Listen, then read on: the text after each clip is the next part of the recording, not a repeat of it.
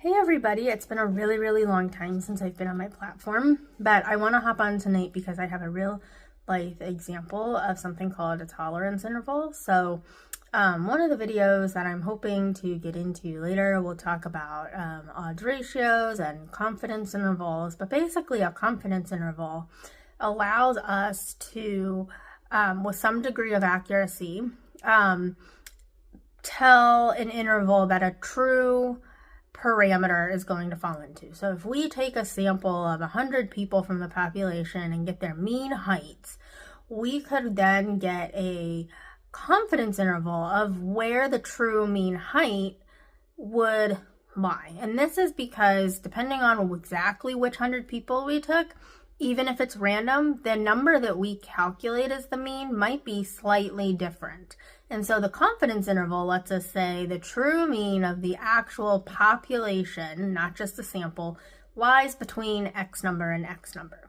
What I want to talk about tonight, as you might have guessed, is a tolerance interval, which is used a lot in manufacturing.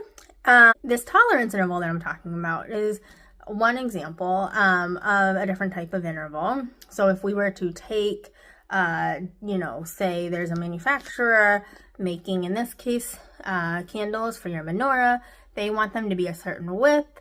What's the allowable tolerance? And you can also maybe see this in things like packaging. If they're supposed to be, 100 different earring backs in a package. Sometimes, most of the time, you'll get 100. Sometimes you might get 99. Sometimes you might get 101.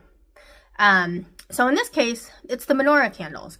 So I have a few menorah candles. I'm not Jewish, but I light a menorah every year to kind of diversify what holidays I'm celebrating, at least on a secular level.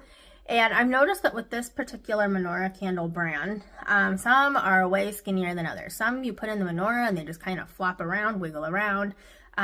Others you can barely get in and you have to like really kind of almost shave some of the wax off.